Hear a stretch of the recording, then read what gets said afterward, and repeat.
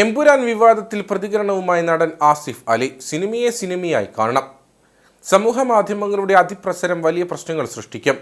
നേരിട്ട് അഭിപ്രായം പറയാൻ ധൈര്യമില്ലാത്തവർ ഒളിച്ചിരുന്ന് കല്ലെറിയുകയാണ്. സൈബർ ആക്രമണം അനുഭവിക്കുന്നവർക്ക് അതിന്റെ ബുദ്ധിമുട്ട് മനസ്സിലാകൂ. ന്യായം എവിടെയോ അതിനൊപ്പം നിൽക്കുമെന്നും ആസിഫ് അലി തൊടുപുഴയിൽ പറഞ്ഞു.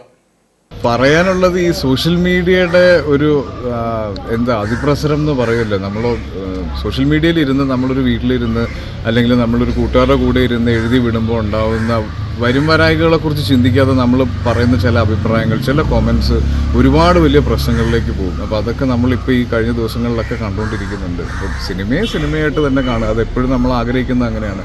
അത് എൻ്റർടൈൻമെൻറ്റിന് വേണ്ടിയിട്ടുള്ളതാണ്. അപ്പം അതിൽ എഴുതി കാണിക്കാറുണ്ട് നമുക്ക് ജീവിച്ചിരിക്കുന്നവരോ മരിച്ചവരോ ആയിട്ട് ഇതിന് ബന്ധമില്ലെന്നും ഇത് സാങ്കല്പികമായിട്ടുള്ള കാര്യങ്ങളാണെന്നും എല്ലാം. അപ്പോൾ അതിനെ അങ്ങനെ തന്നെ കാണണം എന്നാണ് എൻ്റെ ആഗ്രഹം. അത് പല രീതിയിൽ ഫീൽ ചെയ്യുന്ന ആളുകളുണ്ടാവും. അപ്പോൾ അവരുടെ എനിക്ക് അറിയില്ല. പക്ഷേ എൻ്റെ കാഴ്ചപ്പാട് തീർച്ചയായിട്ടും സിനിമയെ സിനിമയായിട്ട് കാണുക. ആ 3 മണിക്കൂർ അല്ലെങ്കിൽ ആ 2.5 മണിക്കൂർ എൻ്റർടൈൻമെൻറ്റിന് വേണ്ടി മാത്രമായിട്ട് സിനിമയെ കാണുക. സിനിമയുടെ ഇൻഫ്ലുവൻസ് എത്രത്തോളം വേണമെന്ന് തീരുമാനിക്കാൻ പറ്റുന്നത് നമുക്കാണ്. അപ്പോൾ ആ തീരുമാനം നമ്മുടെ കൈകളിലായിരിക്കണം. അത് സിനിമയായാലും നമ്മുടെ ചുറ്റുപാടുകളായാലും നമ്മളെ ഇൻഫ്ലുവൻസ് ചെയ്യാൻ പറ്റുന്ന എന്തൊക്കെയാണെന്ന് നമുക്ക് ചൂസ് ചെയ്യാം.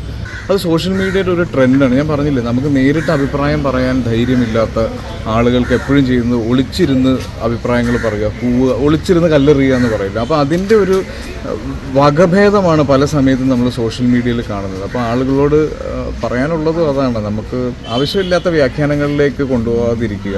സോഷ്യൽ മീഡിയ അറ്റാക്ക് എന്ന് പറയുന്നത് അതൊരു പ്രാവശ്യം അനുഭവിച്ച് കഴിഞ്ഞാലേ ആളുകൾക്ക് മനസ്സിലാവുകയുള്ളൂ. നമ്മളെ ടാർഗറ്റ് ചെയ്ത് നമുക്ക് അറിയാവുന്നവരും അറിയാത്തവരുമായ ആളുകൾ കുറ്റം പറയുകയും മോശം പറയുകയും ചെയ്യുമ്പോൾ അവരുടെ ചുറ്റുമുള്ളവരും അവരെ ഇഷ്ടപ്പെടുന്നവരും ഒക്കെ ഉണ്ടാകുന്ന വിഷമം എന്താണെന്ന് അനുഭവിക്കുന്നവർക്ക് മാത്രമേ അറിയുള്ളൂ.